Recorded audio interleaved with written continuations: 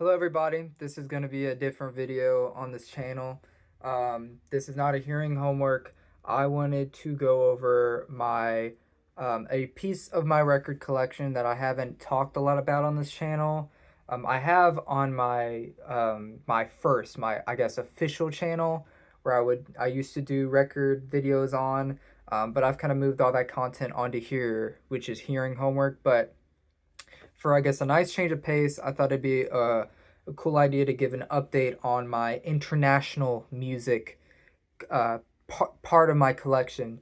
Um, this past the later part of 2025, I started to really get into modern Brazilian pop music, um, which I guess modern is a bit strange because it's more late 60s, early 70s Brazilian pop music. Movements like the Tropicalia movement and just all of the different samba influence stuff, even with the psychedelic rock, all of the Western influences kind of coming to Brazil in different areas of South America, and just having those influences produce some brilliant pieces of Brazilian pop music. And I've been trying to build up my international collection, which spans from, MBP. I forgot if it's MPB or MBP, one of those two. The Tropicalia movement, even some Japanese pop music, some Afrobeat, and some of the blues psychedelic rock that was happening in Argentina, Sao Paulo, I think, or no, what is it? Same. I forgot. There's a certain area. I think it's the capital of Argentina. That area. There's of course Pescado Rabioso is from that area, but I'll go over them. But this is just an update on my international music collection.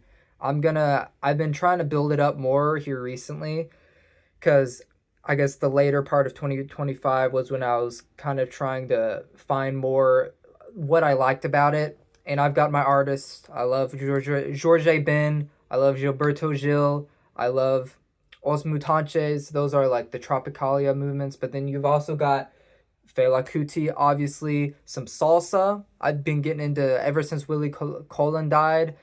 I've been getting into more salsa music with him and Vector. I think that's his name, right? Hector Lavoe, or Lavos. I'm gonna butcher a lot of these pronunciations, but I swear my appreciation for the music is present. I hope it is conveyed through this video, especially because I have it in front of your face right now. The first one I'm gonna start off with. I'm gonna go through these pretty quick. This is Artaud. This is, I think it's 1970. Yeah, 1973. This is Pescado Rabioso's third album. Now, of course, this sleeve design is fucking insane. It is huge. It doesn't fit. It's bigger than a normal record sleeve. It doesn't fit on any of my shelves. I just have it leaned against one of my milk crates of older albums, older secondhand albums. But I listened to Artaud way before my, I guess, official world music, um, I guess, journey. I had listened to Pescado Rabioso a bit in, like, I would say early high school, maybe like sophomore year or maybe even freshman year. But Pescado Rabioso is one of the essential bands to listen to when you're kind of talking about rock and roll in South America, especially psychedelic rock, blues rock. This Pescado Rabioso is a band fronted by Luis Alberto Spinetta. He is one of the most important figures in Argentinian rock or Argentine rock, and he's been in some of the best bands from that area of South America. And Pescado Rabioso is a band that a lot of fans of Luis Alberto Spinetta go to. They go to Pescado Rabioso to cite his greatness, and they would not be wrong because Artaud, even though it is under the Pescado Rabioso name, it is more a Alberto solo record because a lot of the members from Pescado are not here. And Luis Alberto seriously wrote all the songs and all the arrangements. And it was kind of his album because by this time, I think even before this album was released, the band had already split up and Spinetta was kind of doing whatever the hell he wanted. Artaud is a beautiful piece of work. I love songs like Bajan. I love songs like Supercheria, Superstition, da da da da, da da da da da. The sound of the album, it ranges from folky, or I guess more folky, more acoustic driven arrangements like the first song. And there's a really badass electric guitar in the first song. Here, I'm gonna try. I really don't. Here, yeah, I'll show off the sleeve too. I really don't want to say the song names because I'm just gonna kind of fuck it up. But with Artaud, okay, the first song, Todas las Hojas Son del Viento, is the I think it's a pretty big acoustic number from Artaud. A lot of people cite it. It has a really great electric guitar solo. It's smooth. There's a lot of the arrangements are really smooth, and it's very melodic. It's much more melodic than a rock and roll record. Although there are some rockin' tracks like Supercheria, Las Habladurías del Mundo, and Bajan, obviously. Cemetery Club, Cementerial Club, but I know it means Cemetery Club. That's a really nice blues influenced number. It's very slow. The bass on all these songs is amazing. The guitar playing is also very tasteful thanks to Spinetta. He's the main guitar player. And a lot of the lyrics are very poetic. Artaud was a poet. The album is named after this very famous, I don't know where the poet is from, but Spinetta was very influenced by Antonin Artaud's work, and songs like, where is it? Cantata de Puentes Armilios, which is like, I think it's over something Yellow Bridge. That's a 9-minute beautiful acoustic rock arrangement, folk rock arrangement. It's really a journey. I suggest you guys check that song out. The first song on side B, face B, is brilliant. I love the sound of this album. It's so unique within talking about world music. And I know world music is such a vague term and such a weird term to use. But when you're talking about, I guess, albums that are that have been very influenced by the sound of the West, and even the Beatles, which obviously is not from America. And now I'm gonna have fun trying to. I haven't had such a difficult time trying to get this in before. Because here, I'll try to show you guys how this slides in.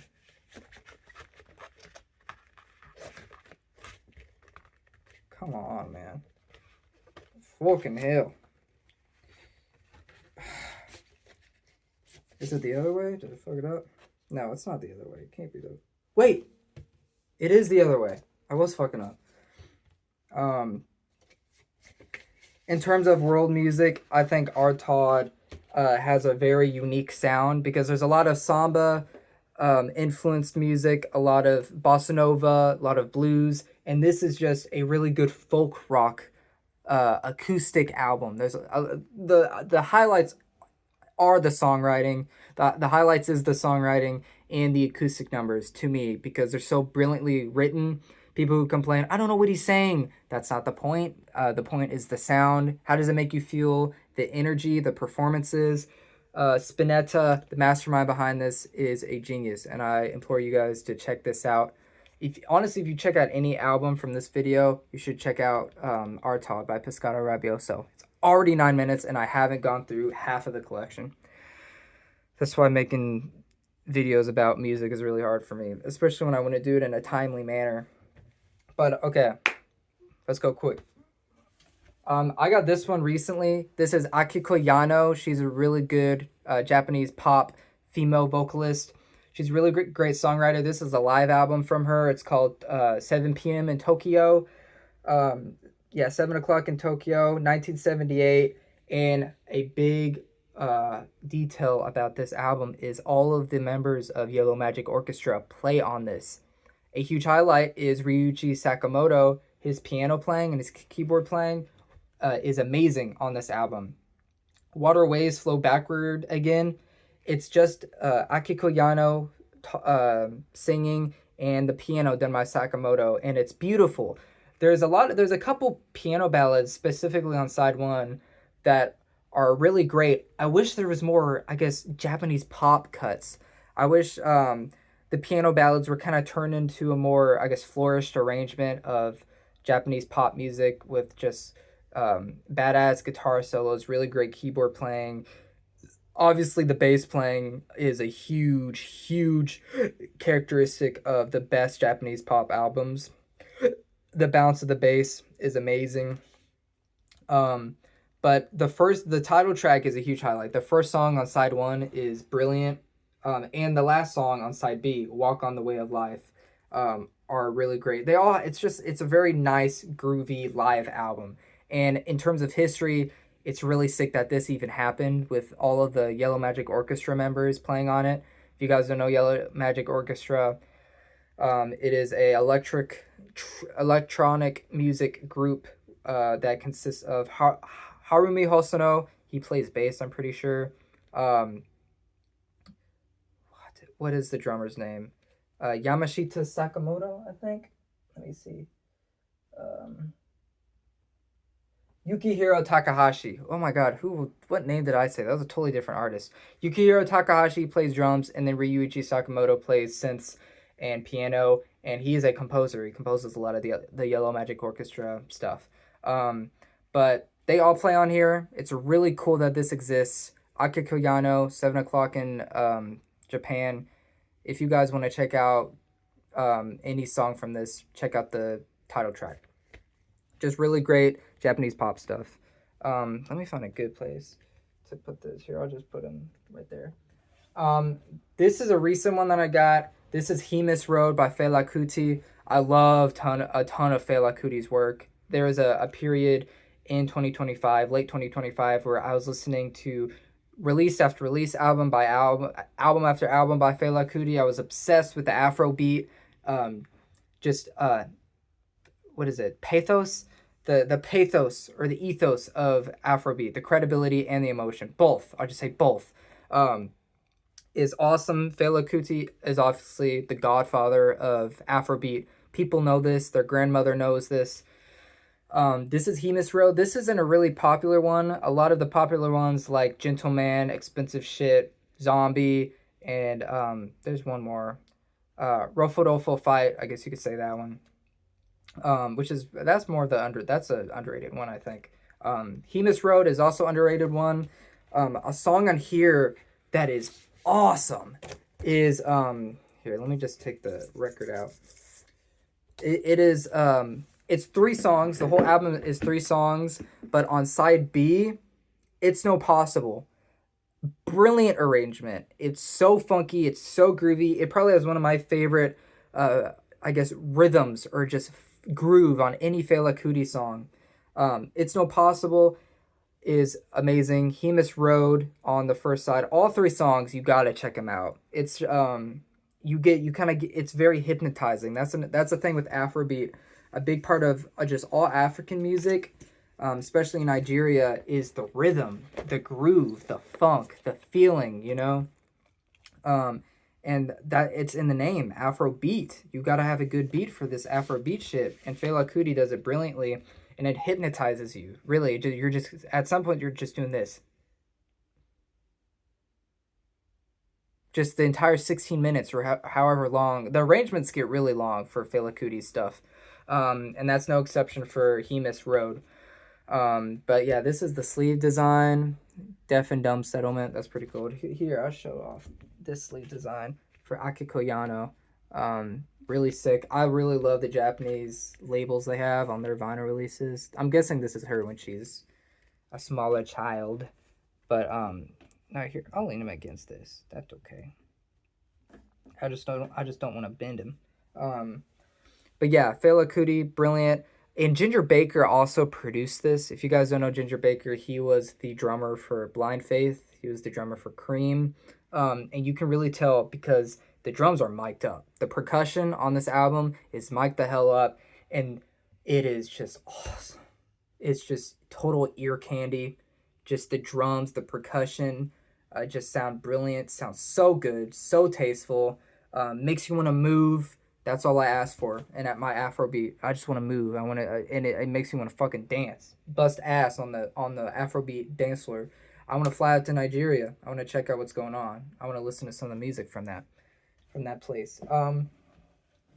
Tropical Dandy, Harumi Hosono. This is just a really solid, very Hawaiian influenced sound that Hosono did. Hosono was really in love with Hawaiian music, especially when you look at projects he did with I forgot, Yamashita Tatsuro.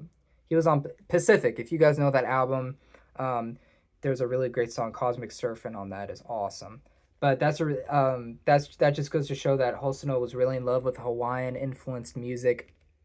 This is no exception. This is him kind of going, putting his entire ass into the tropical Hawaiian sound with, bongos, this very easygoing seaside sound, beach noises, seagulls. Hurricane Dorothy is a huge highlight off this for me. I love that song. I also really dig Chattanooga Choo Choo. That's great too. And The Peking Duck. It's just really solid. It's just such a fun album. A lot of the J-pop stuff, especially Hosono's stuff, is so fun. It'll like brighten up your day if you're having a really bad day. But yeah, that's a great album. Tropical Dandy is amazing. Another thing on the Japanese pop, more on the electronic side, is this. I can never remember the drummer's name. Yukihiro Takahashi. What Me Worry. This is amazing synth pop, Japanese synth pop record. It is just so good. Like, you can dance to this. It's just a really, the melodies and the rhythm are so awesome to listen to. It just sounds so good. It's produced so well. I love Flashback.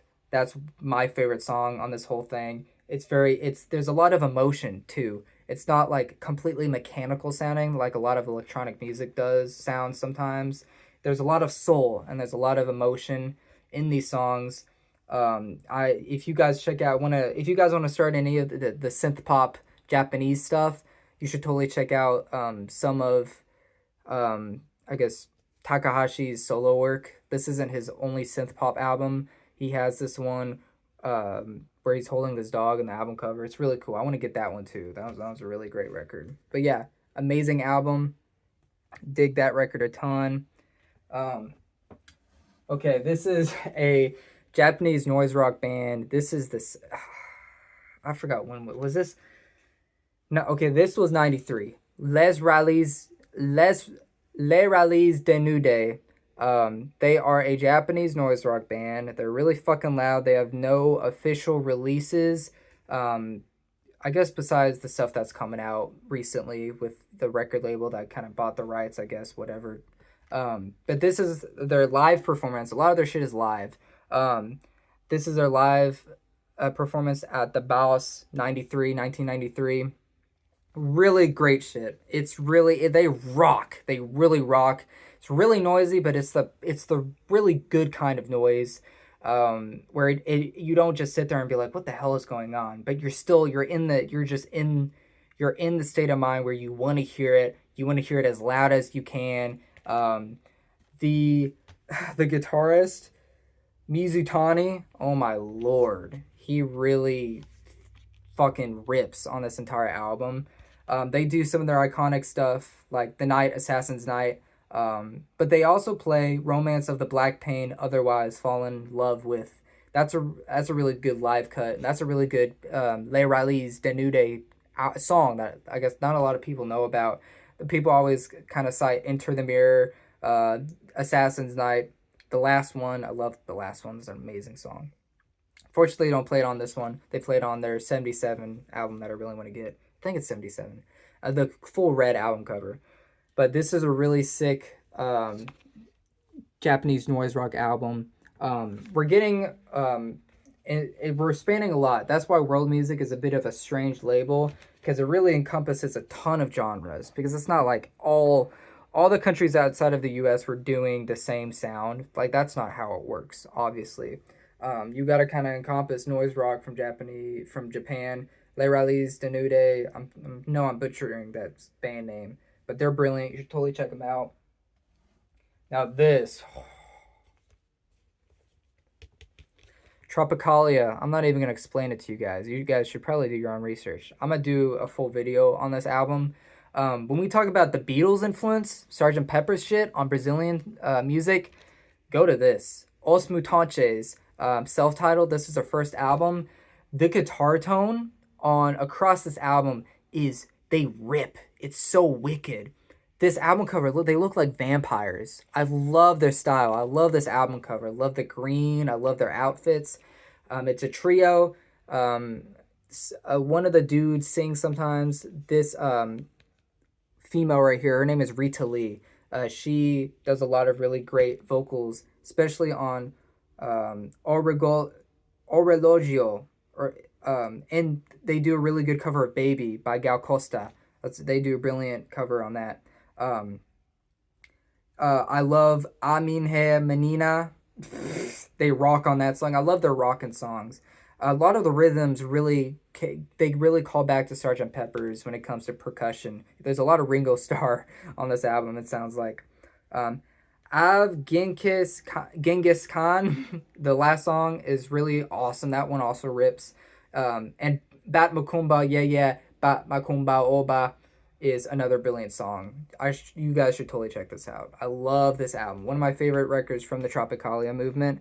Os Mutantes was the backing band of a few of Gilberto Gil's albums, if you guys don't know. I don't have any Gilberto Gil yet. I gotta pick some up. But yeah, this is Vigilante by Willie Colon and Hector Lavoe. Willie Colon is a composer, a salsa composer. He arranges the music on this entire album. Hector Lavoe is a brilliant vocalist. This is a soundtrack to a movie that I have not watched. Vigilante is a movie I haven't seen. But the music, the soundtrack is amazing. If you were to check out any song on this, it's 4 songs.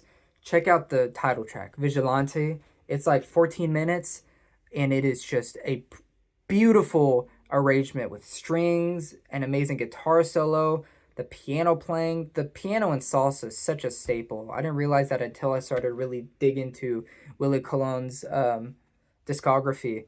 But the piano playing, the rhythms of the salsa music, that's where kind of samba they kind of bleed together for me. Just the portent of rhythm with this, Afrobeat, salsa de re, and the samba Tropicalia stuff. Not really Tropicalia, but more of the bossa nova samba stuff. The rhythm is so important, the percussion, and this is just a beautiful work of, especially soundtrack music. Amazing. Totally check out Vigilante. That title track is amazing.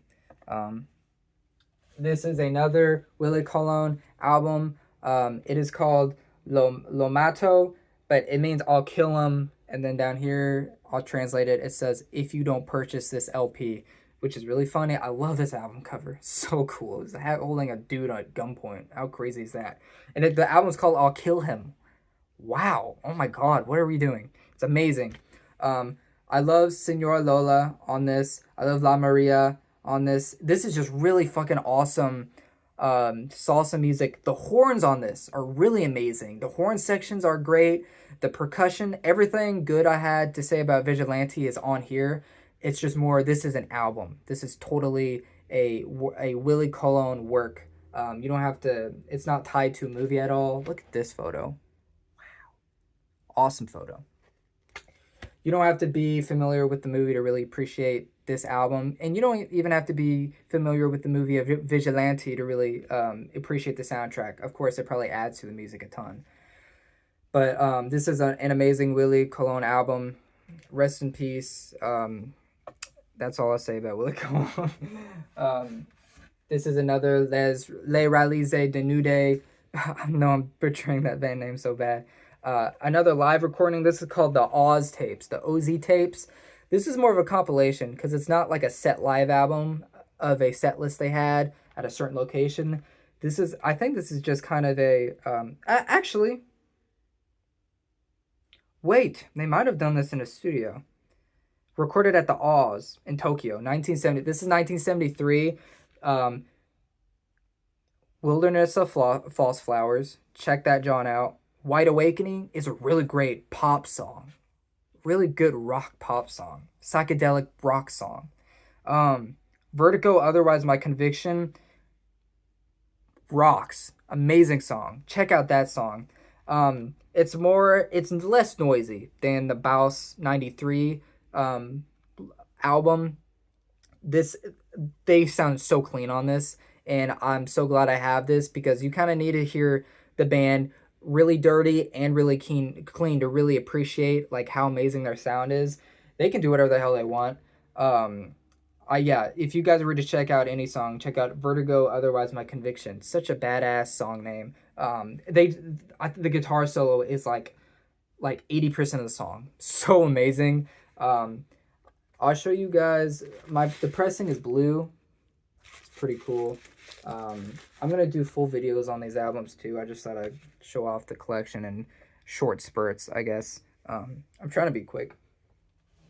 This is Spinetta. This is Spinetta J. This is one of Luis Alberto Spinetta's other bands post Pescado Rabioso. This is his jazz fusion band. I don't listen to this a whole lot. I'm not the biggest. I don't know why I picked it up, to be honest. The second song, Amade Diamante, you should listen to that song. You should. You don't have to listen to this album. It's not essential listening. I guess for Spinetta's career maybe, but if you want to get into Argentinian music, you really don't have to listen to this. It's just really solid jazz fusion. But yeah, jazz fusion, I like my jazz fusion kind of messy. This is just really clean, really well performed jazz fusion music. If you guys were to check out a new song, check out the second song, Amade Diamante. And that's the title track. Check the title track. That's all you need. Piano is gorgeous on that song. The main melody is awesome. Solid album. Solid, nothing. But that's kind of why I don't dig it a ton. It's just solid. That's kind of all it is. God, now my nose is itching. This is Fela Kuti. Whoo! Rodolfo Fight. This is my favorite Fela Kuti release that I've heard. It's because it has the song Trouble Sleep Yanga Wakam. It's such an emotional song. It's one of Fela Kuti's most emotional arrangements. The la la la la la la la la la the background vocals and the main melody, it's sad. There's a sorrow to it that I really dig that you don't hear on a lot of Fela Kuti's albums. Rodolfo Fight jams, I love this album. All the songs on it are amazing. Go Slow is another big highlight. There's only like 4 songs on it, but this version of the vinyl, it has the 4 original songs, but then in side 4 it has 2 extra songs, which I haven't really listened to a lot. I probably should. But yeah, really awesome album. I think it's kind of underrated in terms of Fela's discography. But yeah, check out this album. Really great Afrobeat stuff. One of my favorite Afrobeat albums that I've listened to. More on Fela. This is Gentleman. I love the first song on side 2, Nashit or Igbe. Fefe Naya Fefe is also really great. This is 3 songs. Really great Afrobeat. It's not super different to Rodolfo Fight or Hemis Road. I would say maybe he's more pissed on this. I think the lyrics, he's a bit more, especially on Gentleman. He says, "I no be gentleman at all. Them call you, make you come chop. You chop small. You say you belly full. You say you be gentleman. You go hungry. You go suffer. You go quench. Me, I no be gentleman like that." I don't really know what he's saying. You talk, but you no act. You say you're a gentleman, you go suffer, you go quench. Me, I don't be gentleman like that. I guess I don't know. He's pissed. He's really pissed on this. He's kind of pissed on all most of his works, but Gentleman, the title track is probably it's probably an essential Fela song, the title track on this. I love the monkey too, the album cover, so cool. But yeah, it's a solid Fela Kuti album. I don't think Fela Kuti has a bad album. Um, but what do you have? Oh my goodness. Augustus Pablo. This is a dub reggae record that I picked up from or I didn't pick it up, but I got it from eBay a while ago. I don't listen to it a ton. It's so hazy. Augustus Pablo, he plays the melodica on this. So unique. The sound of the album is everything. The arrangements are very sparse. There's not a ton going on, especially compared to a lot of Augustus Pablo's other works. This is very stripped down. I know what is it, East River Nile or something like that. That's another album he has, and it's a lot more. The arrangements are a lot more flourish, a lot more thought went into them. This kind of sounds just like a jam session almost, just bits and ideas spread it out, but the energy is so it is full marijuana, full weed in your face. It's like he took a puff and just blew it straight into your eyes, your mouth, your nose, your ears, everywhere. Um, just it's still a really solid dub reggae record. I would recommend. Let's see if I even remember any of the songs. I think Brace's Tower Dub is really good. The title track, King Tubby meets Rockers Uptown. That's the album name, by the way. King Tubby meets Rockers Uptown. King Tubby is another artist that is not Augustus Pablo. 555 Dub Street is also really good. I do remember that. But yeah, the melodica playing, it's like it adds a wind to each song. It adds a very nice atmosphere, a really nice haze, a fog, a smoke. It's like he's smoking the melodica. That's kind of what it sounds like. Another one. Listen to this full thing. Lo Borghese. I think it's Borghese. His self-titled. This is his first album. He was 19, 1972, but he was 19 when he recorded this. Just brilliant, beautiful vocals, beautiful band arrangements. Acoustic guitar playing is amazing. They jam on a few songs. Just his singing. Lo Borghese singing, rest in peace. He's a brilliant songwriter. His work with Milton is also obviously not unnoticed. This came out after Club de Esquina, I'm pretty sure, I think. Gotta check this out. Beautiful arrangements. His band is amazing. He's amazing. Brilliant songs. Now this is George Ben. I need to get more George Ben records. This is my only one. This is Africa Brazil, and this is kind of his samba rock record. A lot of the arrangements jam and are kind of, they have this repetitive rhythm nature that George Ben's albums, in terms of his other works, albums like his debut, which is full bossa nova stuff, full samba stuff, and even Força Bruta, which is much more string